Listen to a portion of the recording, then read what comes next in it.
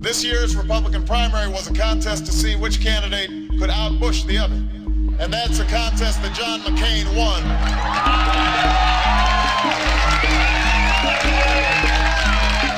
The Bush tax cuts for the wealthiest 2% of Americans that once bothered John McCain's conscience are now his only economic policy. The Bush healthcare plan that only helps those who are already healthy and wealthy is now John McCain's answer to the 47 million Americans without insurance and the millions more who can't pay their medical bills. The Bush Iraq policy that asks everything from our troops and nothing of Iraqi politicians is John McCain's policy too, and so is the fear of tough and aggressive diplomacy that has left this country more isolated and less secure than at any time in recent history.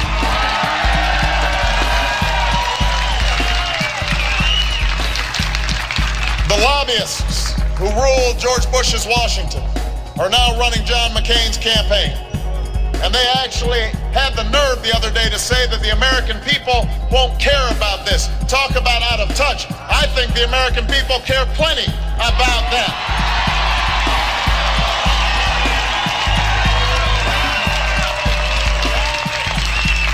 Now, I will leave it up to Senator McCain to explain to the American people whether his policies and positions represent long-held convictions or Washington calculations. But the one thing they don't represent is change. Change is a tax code that rewards work instead of wealth by cutting taxes for middle-class families and senior citizens and struggling homeowners. A tax code that rewards businesses that create good jobs here in America instead of the corporations that ship them overseas. That's what change is.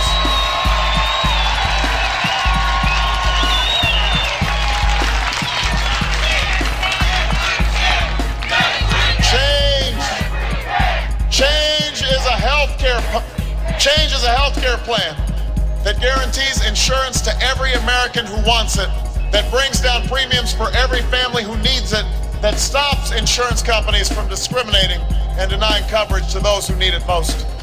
That's what change is.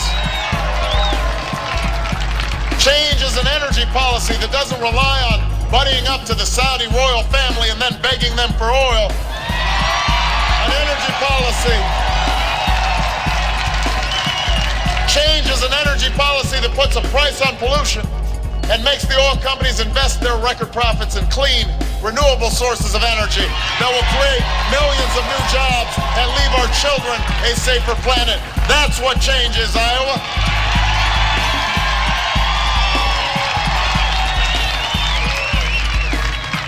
Change is giving every child a world-class education by recruiting an army of new teachers with better pay and more support, by promising 4 years of tuition to any American willing to serve their community and their country, by realizing that the best education starts with parents who turn off the TV and take away the video games and read to their children once in a while.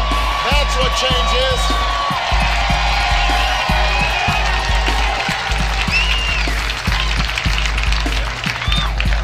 Change is ending a war that we never should have started.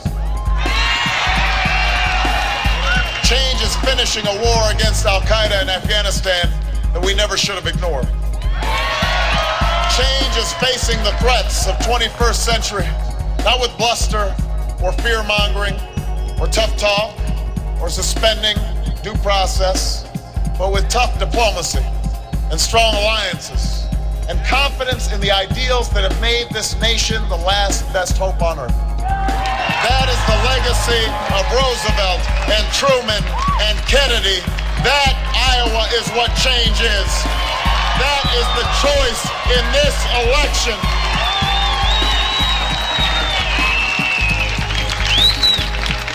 The same question that first led us to Iowa 15 months ago is the one that's brought us back here tonight.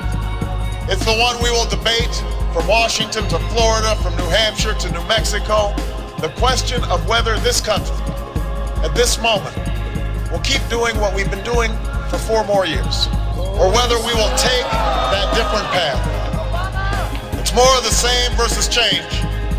It's the past versus the future. It has been asked and answered by generations before us, and now it is our turn to choose. We will face our share of difficult and uncertain days in the journey ahead.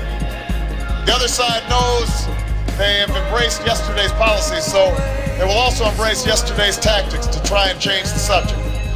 They'll play on our fears and our doubts. They'll try to sow discord and division to distract us from what matters to you and your future. Well, they can take the low road if they want, but it will not lead this country to a better place. It will not work in this election. It won't work because you will not let it work. Not this time, not this year.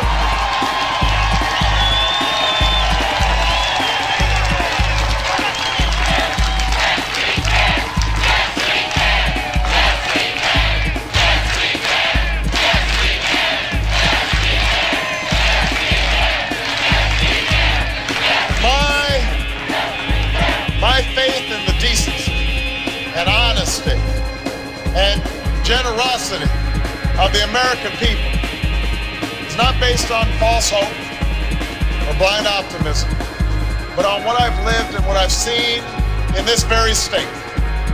For in the darkest days of this campaign, when we were dismissed by all the polls and all the pundits, I would come to Iowa and see that there was something happening here that the world did not yet understand. Change is coming to America, Iowa.